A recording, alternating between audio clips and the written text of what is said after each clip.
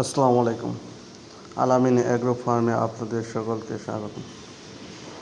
আসলে আমি আপনাদের মাঝে আজ এসেছি একটা দুঃখের সংবাদ নিয়ে। আমি ঢাকাতে থাকি।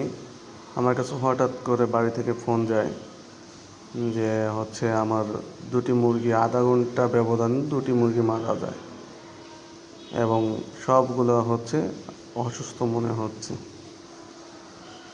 তারপরেও আমি সরাসরি প্রাণী সম্পদ অধিদপ্তরে এক ডাক্তারকে ফোন দিই।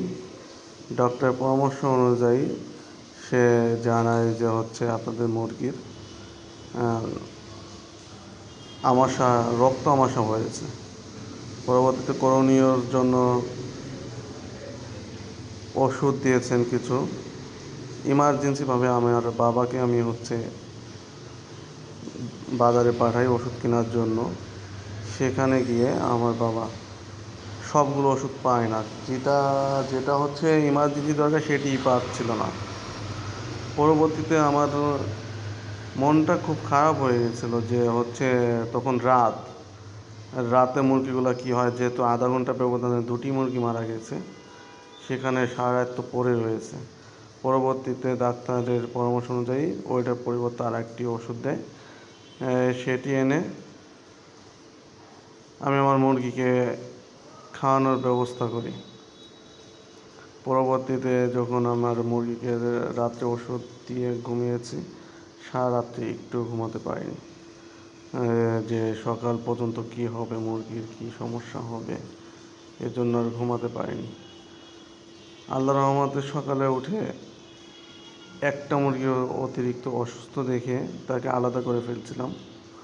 পরবর্তীতে সেই মুরগিকে আমি নিজে খাওয়াইয়ে দিচ্ছি, নিজে যত্ন নিয়েছি, নিজের মতো করে নিয়েছি।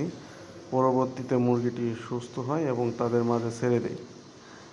এখন ইনশাআল্লাহ আমার মুরগিগুলো স্বাভাবিক আছে। তাই আমি সবার কাছে দোয়া চাইতেছি যাতে আমার খামারের মুরগিগুলো সুস্থ হয় এবং আগের মতো চলাফেরা করতে পারে।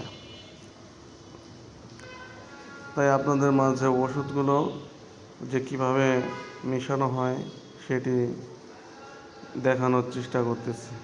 এখানে 4টি ওষুধ দিয়েছে। একটি পেইন অফ, 2 টোলটাজেরিল, 3 রেনাকে, 4 সিপ্রোসল। এই 4টি ওষুধ দিয়েছে। ধন্যবাদ সবাইকে।